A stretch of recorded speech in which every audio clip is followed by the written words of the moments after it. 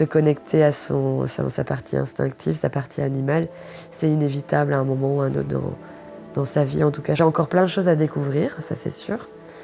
Mais je ne suis plus une assoiffée qui a été privée trop longtemps de quelque chose qui en fait est un besoin vital en fait.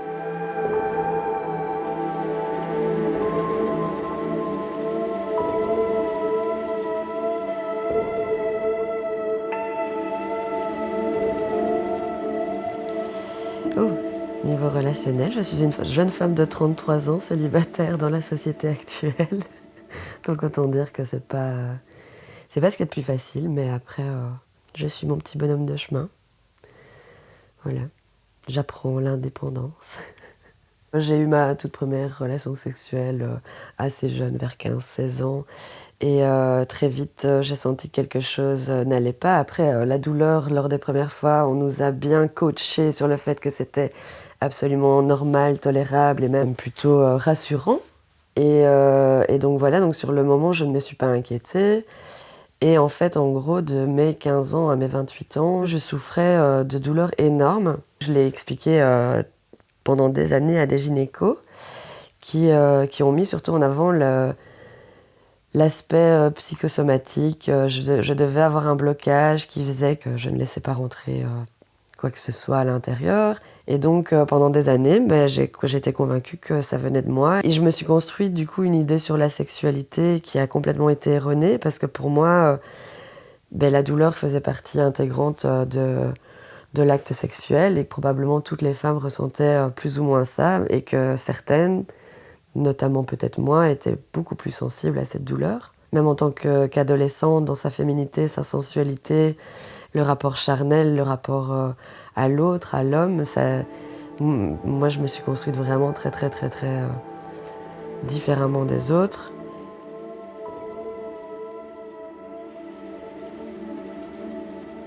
À 28 ans, on m'a conseillé d'aller voir un gynécologue qui était en fin de carrière et à qui je dois énormément. Il a eu un abord complètement différent. Ça a été même un peu surprenant. Il m'a examiné au doigt, ça m'a très fort interpellée. Et en 4 secondes et demie, le diagnostic était posé. Il m'a dit, voilà madame, vous avez un hymen entier à 28 ans. Après avoir été pendant 13 ans sexuellement active. Donc c'est un peu particulier d'entendre ça. Et il m'a expliqué que dans les hymens, il y avait plusieurs catégories d'hymens, notamment ce qu'on appelle un hymen complaisant, dont la membrane est particulièrement élastique. Elle se détend mais ne se brise pas. Et du coup, 1 mois après, on a programmé l'opération. Il a enfin ouvert la porte vers cet accès-là. Et ma vie a vraiment changé. J'ai l'impression d'être née, en fait, il y a 5 ans.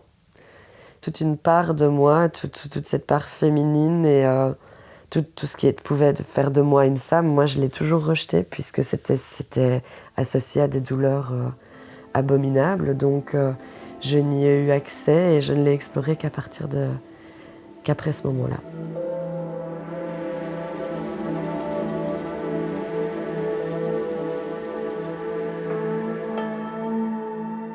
Donc à la suite de cette opération, il y a eu un grand chamboulement dans ma vie. Forcément, j'ai remis tout un tas de choses en question. J'étais dans une relation amoureuse à l'époque qui était très importante pour moi et dans laquelle j'étais très investie. Le problème, c'est que notre relation s'était construite avec aussi ce vaginisme. On était trop ancrés dans cette dynamique-là que pour pouvoir commencer à s'explorer seulement après 5 ans et demi de relation.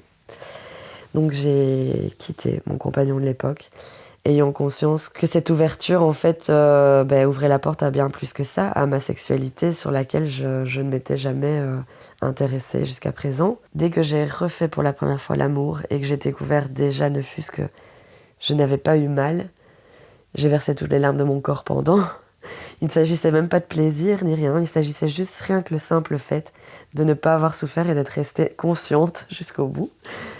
C'est vrai que quand tout ça s'est débloqué, très vite les choses se sont enchaînées et j'ai ressenti le besoin un peu de récupérer le temps perdu à du 1000 à l'heure. Je ressentais une urgence à acquérir ce que tout le monde avait acquis de manière à peu près naturelle et donc peut-être maladroitement et peut-être à certains moments un peu excessivement. Je me suis lancée à corps perdu dans l'exploration de ma sexualité. J'ai été invitée dans le monde hédoniste, libertin, par notamment 2 personnes vraiment très bienveillantes qui ont écouté mon parcours et qui ont compris que j'avais pas mal de découvertes à faire et qui m'ont permis d'avoir un cadre sain et bienveillant et qui m'ont permis de découvrir une sexualité et ma sexualité de manière vraiment positive, fédératrice, libératrice et déculpabilisante aussi, très très fort.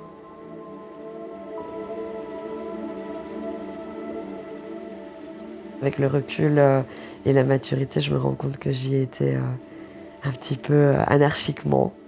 Mais à ce moment-là, ça avait du sens de toute façon et il fallait que je le vive de cette manière-là. J'avais une idée erronée en fait de ce qu'était la sexualité. Donc pour moi, d'agir et d'aller vers tout ce milieu-là était la seule manière de découvrir ce qu'était la sexualité telle que moi je l'imaginais. Et en fait, ça n'a pas été le cas. Ça m'a appris qu'en fait, des sexualités, il y en a une multitude déjà. Et on se retrouve dans des situations qu'on n'aurait jamais pu imaginer. Et puis en fait, avec les bonnes personnes, ça se passe. Et on se surprend. J'ai découvert qu'on pouvait faire du sexe, du bon sexe, du vrai sexe, avec des amis.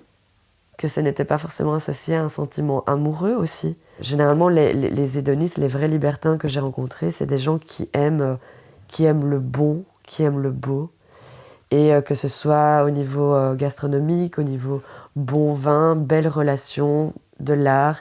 Et donc, c'est quelque chose de très, très enivrant. Il y a une autre part de ce monde-là où c'est des consommateurs, en fait.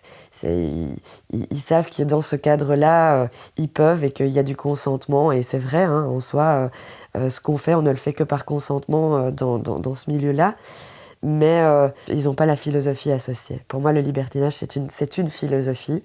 Et on peut rester libertin, même si pendant des années, on ne pratique pas du sexe considéré comme libertin.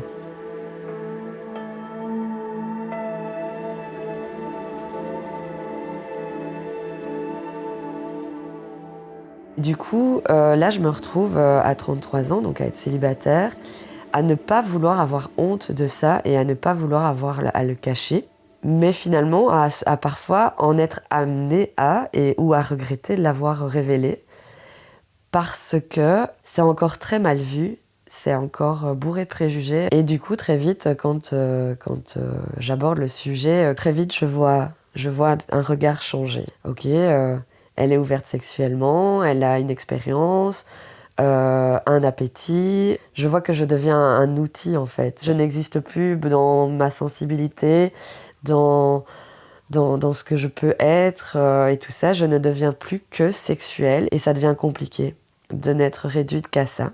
J'ai fait ce parcours-là de mois à mois et je sais que ça existe maintenant, mais je vais peut-être passer ma vie entière avec l'homme que j'aime sans en avoir besoin et sans en ressentir la nécessité, quoi. Mais ça n'est même plus entendu, en fait. Ça n'existe même plus. Il y a les femmes qu'on baise et il y a les femmes qu'on marie. Dans la tête de beaucoup d'hommes, ça reste 2 catégories qui sont pas matchables. Et donc, forcément, moi, je fais partie des femmes avec qui on peut s'éclater, mais avec qui on n'envisagera pas de se poser, avec qui on ne risquera pas de tomber amoureux. J'ai jamais eu honte de ce par quoi je suis passée parce que je n'ai fait de mal à personne. Et au contraire, moi, ça m'a permis énormément de choses. Et j'ai créé de très belles relations amicales qui m'accompagnent encore aujourd'hui. Je n'envisage plus ma vie sans une sexualité, sans la possibilité de pouvoir m'explorer et laisser l'autre s'explorer sexuellement. Et j'ai pas envie d'en avoir honte parce que ça fait partie de moi. Donc voilà.